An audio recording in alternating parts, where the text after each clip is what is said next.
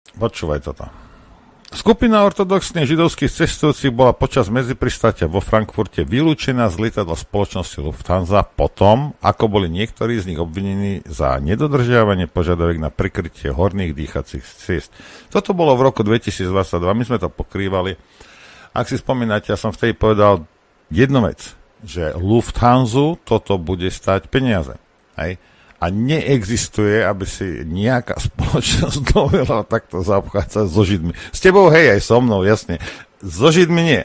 Hej? Takže, počúvajte. Letecká spoločnosť Lufthansa súhlasila so zaplatením pokuty $4 milióny za diskrimináciu židovských pasažierov, ktorí v máji roku 2022 počas letu z New Yorku do Budapešti nemohli vo Frankfurte nad Mohanom nastúpiť na nadväzujúci let. Podľa agentúry Reuters o tom v utorok informovalo americké ministerstvo dopravy. Ide o najvyššiu pokutu, ako ministerstvo doteraz udelilo leteckej spoločnosti za porušenie občianskych práv. Počúvajte veľmi dobre. Porušenie občianskych práv, za to dostali pokutu. Ale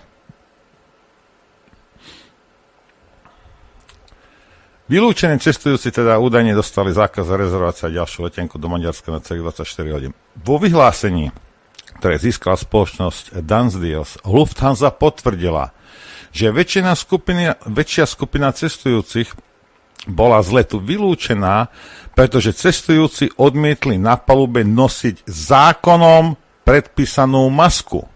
Zdravotnú masku. Takže Lufthansa tvrdí, a tvrdia teda, že to bolo zákonom predpísané. Americké ministerstvo teda dopravy tvrdí, že porušili ľudské práva. Len si to dajte dohromady, hej? A áno, pozdravujem všetkých kreténov na Slovensku, ktorí doteraz ešte hovoria, aké to bolo všetko najsám fasaj. Nebolo. Prečítam vám koniec toho článku. A tu musíte uznať a musíte dať klobúk dole a obdivovať tých Židov. Počúvaj toto. Lufthansa vo vyhlásení tiež uviedla, že od tohto incidentu plne spolupracuje s americkým ministerstvom dopravy a s americkým židovským výborom. Pripravuje prvý školiaci program svojho druhu v leteckej doprave pre svojich manažérov a zamestnancov, ktorý je zameraný na boj proti antisemitizmu a diskriminácii. A kokos, toto len Židia vedia urobiť, že z nejakých masiek na papulu urobia antisemitizmus. Toto mi povedzte mi, že či toto nie je krásne. Hej.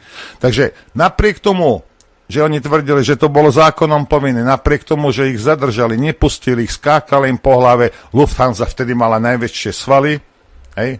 Prešli 2 roky a nejaký židovský výbor alebo kongres s americkým ministerstvom dopravy Lufthansa veľmi rýchlo vysvetlili, že tieto nacistické metódy si môžu skúšať samozrejme na Nemcoch, na Slovanoch, ale určite nie na Židoch. Ten článok o tej Lufthanse dal Tomáš na Facebooky. Hej. Prečítaj poslucháčom. Váš príspevok sme odstránili. Do hodiny, žebráci, do hodiny. Rozumieš? No, takže asi tak, aby ste vedeli, ako funguje demokracia a sloboda slova.